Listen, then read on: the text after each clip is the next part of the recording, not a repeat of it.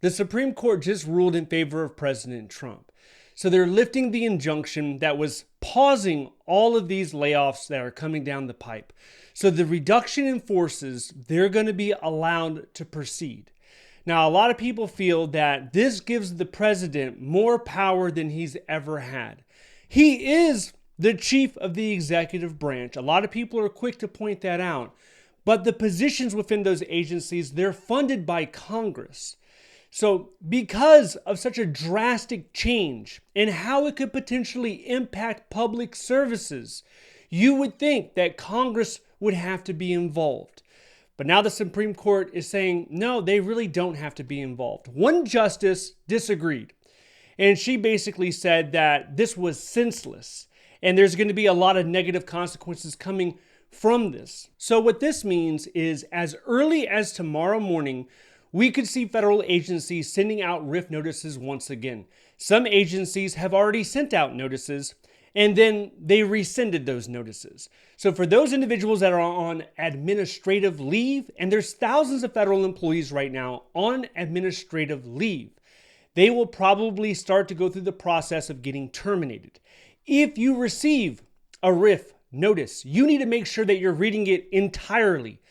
Look at every single detail, make sure it's accurate. Request the retention register. A lot of people are going to think about appealing it in some way or another. The appeal process is completely backed up, but that's something that you have to consider. Keep in mind that this ruling is on an emergency basis, meaning they still have to discuss and debate and figure out the merit of this case.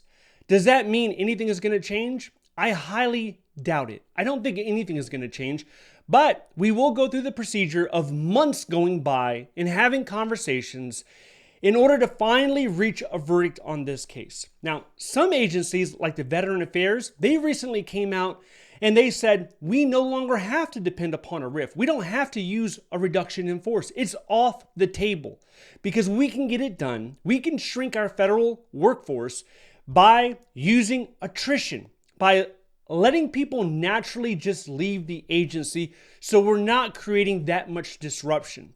Other federal agencies, they have their finger on the send button. They're going to press that button this week or this month, and they're going to send out RIF notices. It is my hope that more and more federal agencies look within and realize that attrition is a viable solution to reduce their federal workforce. They do not have to send layoff notices or RIF notices.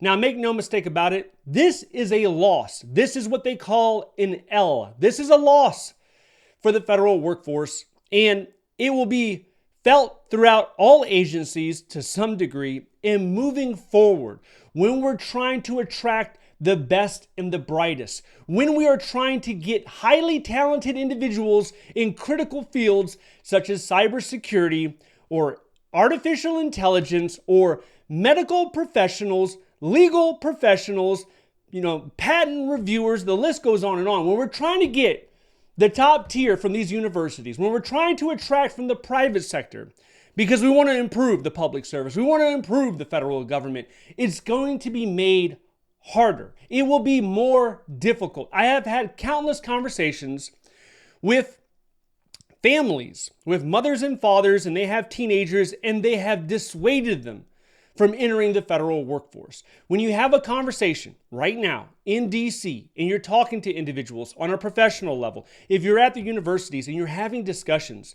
about future possibilities, where can you go in order to get a rewarding career, in order to set you down a path where you can make an incredible difference, the federal government has been effectively removed from that conversation. For this year, probably for next year, probably for the next 3.5 years.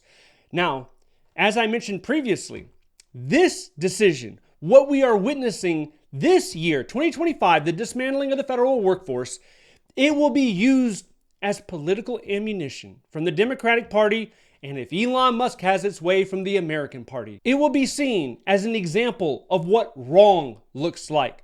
What does chaotic look like? What is the improper way to go about reducing the size of your federal workforce? And it'll probably be studied throughout universities. It'll be a case study.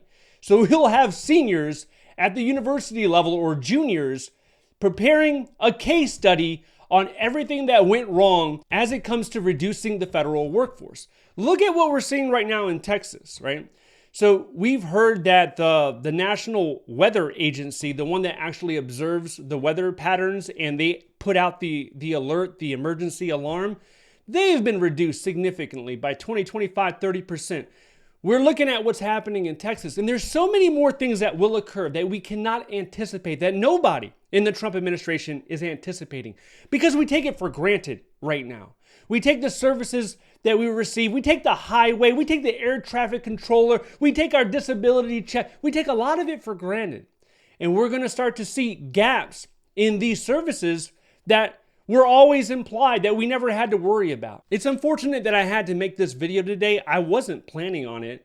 I was going about my day and I had a notification. I looked at my phone and I said, oh my God, really? This is happening right now? I thought, July 15th, maybe the third week of July, but it seems like we got a decision right now.